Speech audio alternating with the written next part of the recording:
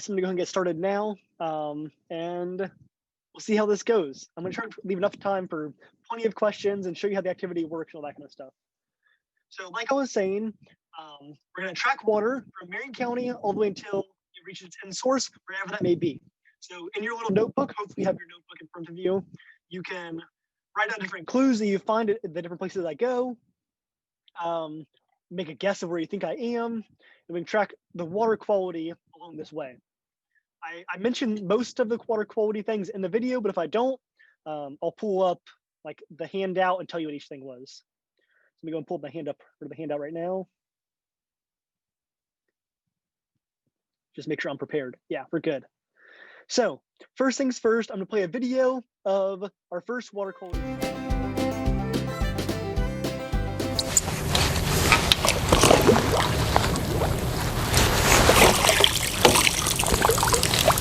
So I've moved downriver from my original location, and you'll notice the area I'm at is a little bit different than it was at the head spring.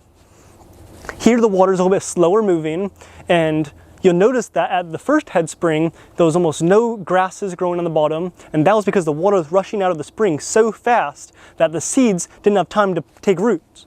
But here, since it's a little bit slower moving water, it's a lot more plant life in the area. And you'll also go and see that there's a bunch of trees that overhang the water, so there's layers of this ecosystem now. All these plants in the water give hiding places for the fish. Again, like you saw with the head spring, there was a few bigger fish like mullet or maybe some turtles or even some manatees you might have seen. But here, now there's a lot of hiding places for those smaller fish. You'll get bluegill and you'll get bass. All those little fish will get followed by the big fish.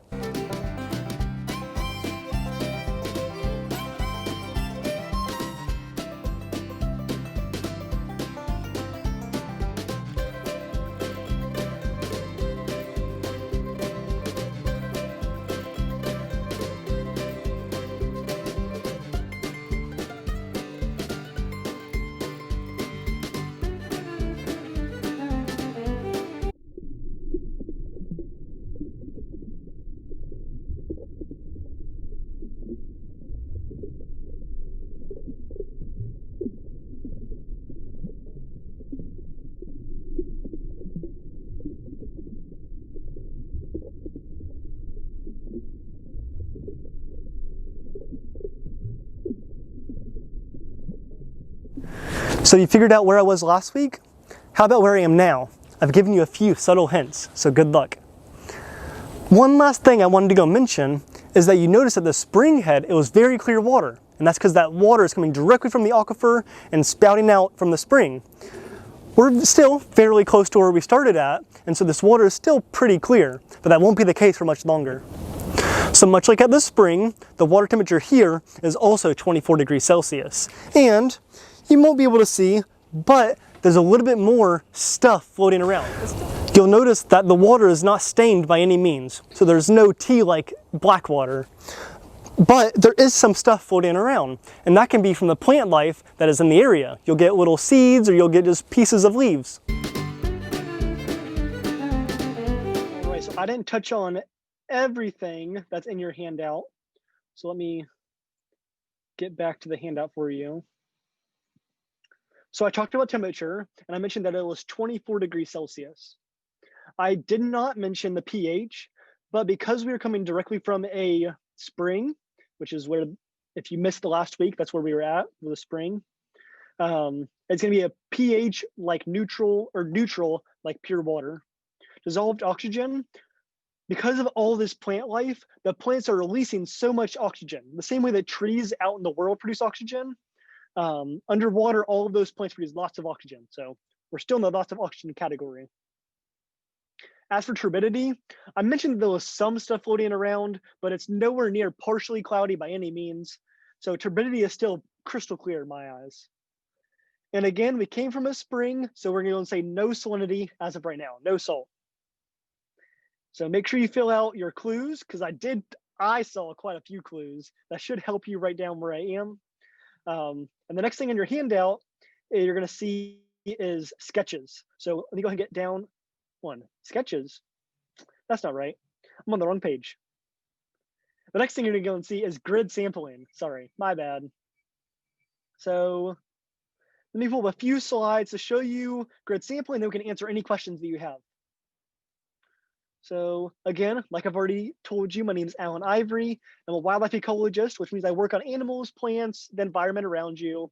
Now all of it interacts with one another. So Alan Ivory, grid sampling, just in case you didn't remember. So before I introduce grid sampling, I need to introduce random sampling. So I'm sure by now you've probably done either a science fair or some sort of experiment. With an experiment, you need to have random sampling because let's use this picture on the right here. There's equal amounts of yellow people and blue people in the population, but the sample group has primarily blue people. So in this example, the population wasn't randomly sampled or the sample size wasn't large enough to provide an actual sample. Think about it this way. You're trying to do a science fair project and you're trying to see, excuse me, can plants grow in lemonade? So you have one plant in water and one plant in lemonade. Now both plants die. Do you then conclude that both plants can't survive in water and lemonade? No, you can't conclude that. But you should you should have a larger sample size so that if a few were to die off, then you can still draw a majority of your conclusions. This one plant in water dying off could be a 1 in 10 or a 1 in 100 fluke, and it doesn't happen ever again. All right, so now we're talking about random sampling. Now I can get into grid sampling.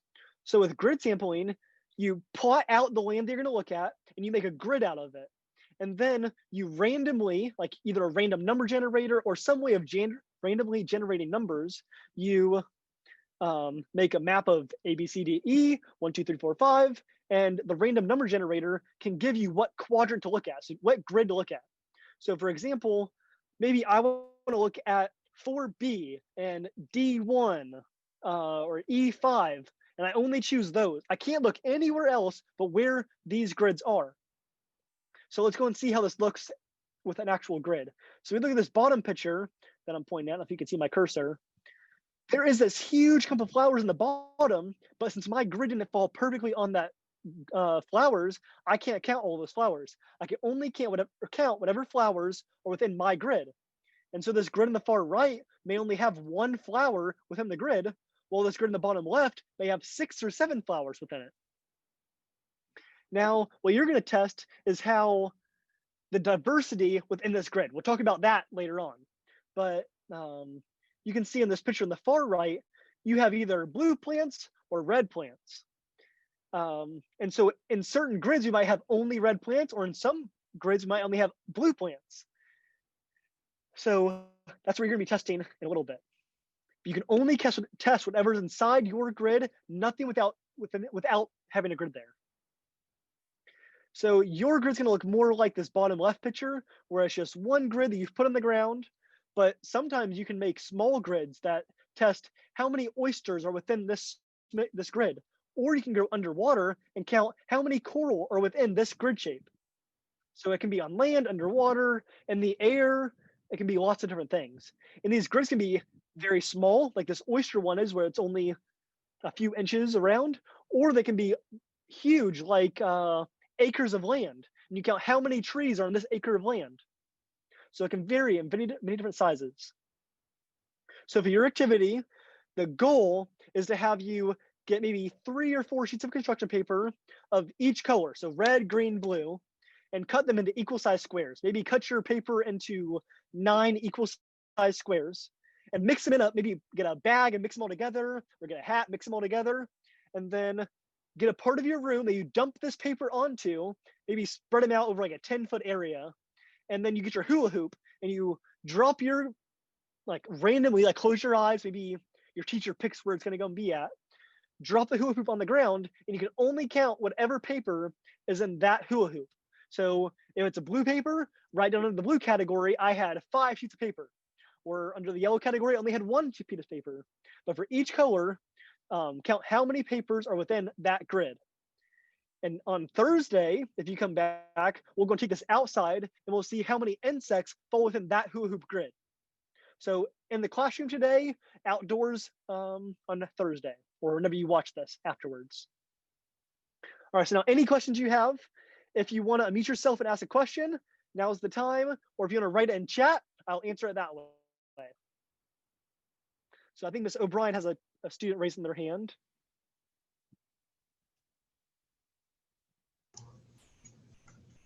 Go ahead.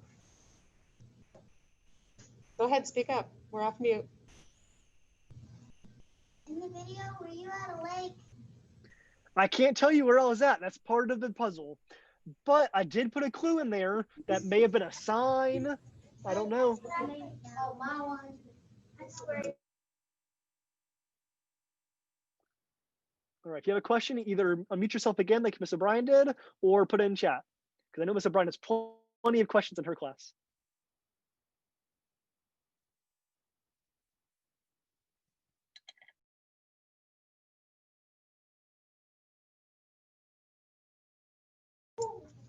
Okay, go ahead. Did you tell us the pH level? I believe I mentioned that it was neutral or like pure water. Because it came from a spring, it's about as pure of water as you can get. There's not much pH difference on it. Pure neutral. Okay, back there. Go ahead.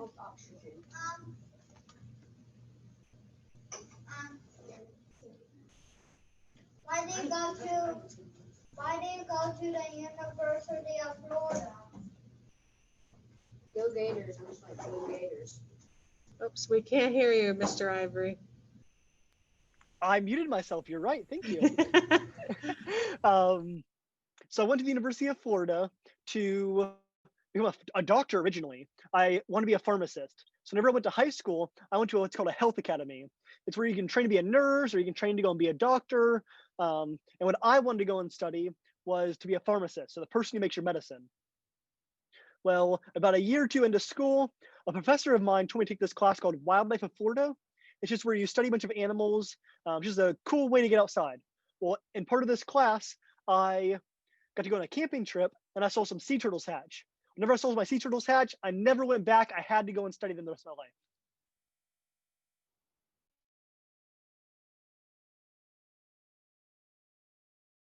Good. Go ahead. Okay, go back. Next. Okay. Okay, so I know that I'm gonna do it again, but I don't really get here. But the dissolved oxygen, has he mentioned it? Because like, it might have lots of oxygen, it might have not oxygen. So, But I couldn't really hear him because he was cutting out. that's okay. I hope you can hear me now. My Wi-Fi's been going out in and out. We're having a storm anyway. So the dissolved oxygen is going to be lots of oxygen, and that's because there's so much plant life that is releasing oxygen. So the same way that trees release oxygen, these plants underwater are releasing oxygen. And they go to the bathroom. Raise your hand. I think I know where you're at. Okay, go ahead. We have one more, I think. What was the temperature again? Can you repeat that? What was the temperature again? Temperature was 24 degrees Celsius. In the back, we have another one. Okay. Go ahead. Where you studied pharmacist in the medical area, were people allowed to study being a vet? So the high school I went to had health academy, and it was all for either dentistry or nursing, that kind of stuff. There was no vet for my high school. But whenever I went to college, I worked with plenty of vets. So there's plenty of veterinarians at my university. Anybody have any questions that are not about his Any personal other life? questions? Can I say hi, my girls? Okay, quickly. We have a Hey, shout out. guys. Good on you. Okay, Yeah, I think that's all the questions we had. Thank you. Yeah, you're welcome. You're welcome. So if you have any more questions, you're welcome to go and ask them. Otherwise, I'll put that activity back on the screen so that if you'd like to go and start that soon, you're more than welcome to. So let me go and share my screen again. There you go. So it's just a hula hoop pieces of paper, spread them out in an area and count how many of each color you get in your grid. That's all the activity calls for. Any other questions? Otherwise, I'll let you go on your way.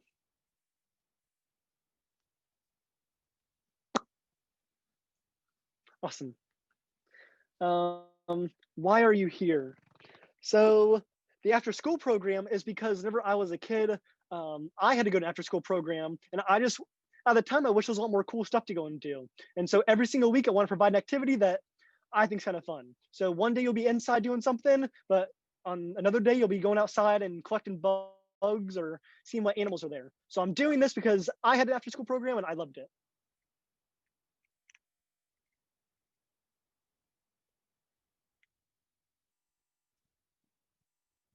Right. If there's nothing else, I will send you on your way. Okay, we have another one. Go ahead. Sure. Have you ever been investigating worms? Worms? I have never investigated worms. I've worked with entomologists. So entomologists, they study insects. And so I worked in the Grand Canyon for a little while. In the Grand Canyon, I was studying fish, but the people I was there working with, they were studying the insects laying eggs in the river. So never worms, but insects.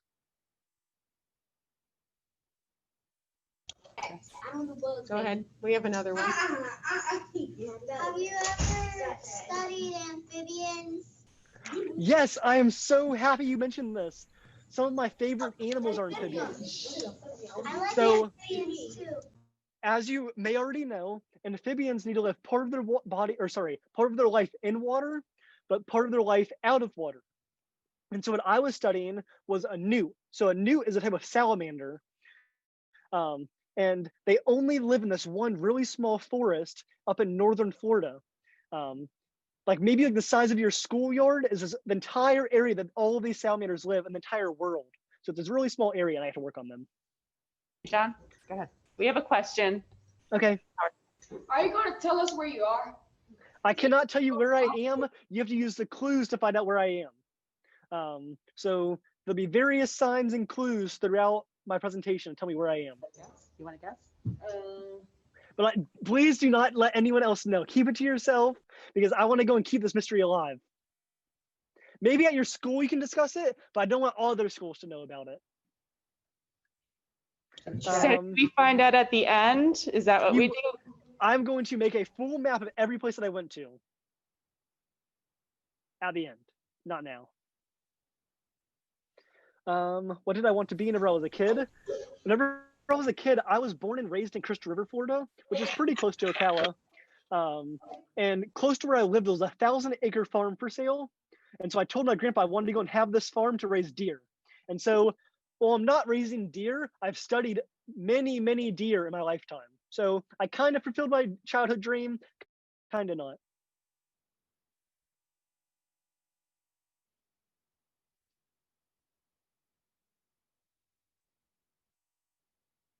Right. Anything else?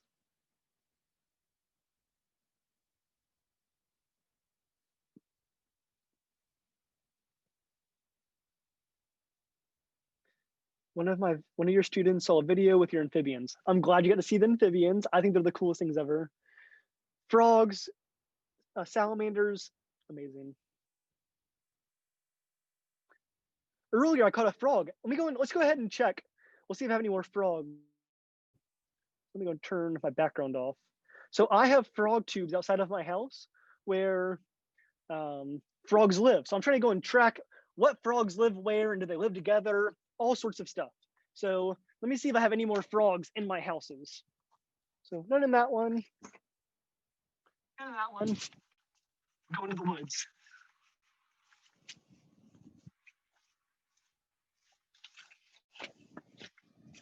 Plenty of lizards, but no frogs so far.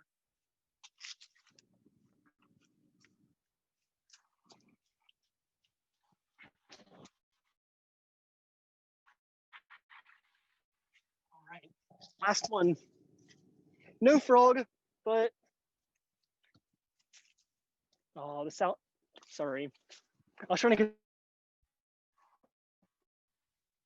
Anyway, normally I'd be able to go and show you. But I already found all my frogs for the day.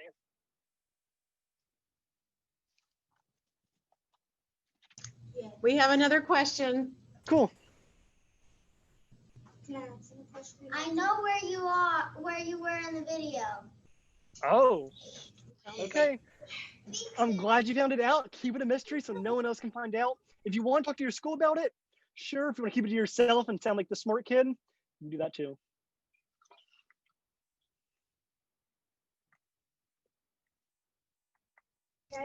We have one more, I think. Go ahead. She forgot. Oh, never mind. Wait, I got. Short memories. Go ahead, she remembers. He's glitching. You're glitching. I'm glitchy now. You was glitching. Wait. It's okay now. It was. I went away from my house, and so yeah. Yep. Did you have a question? No. Go ahead. This is our last one, I think. In the video where did you stay in like one place, or did you go to like different places? So each week I'm going to a new place. So I filmed my first 3 locations together. So that kind of can give you a clue maybe. But I did travel from first place is one place, the next week is another place. But by the end, I will have traveled quite a few miles.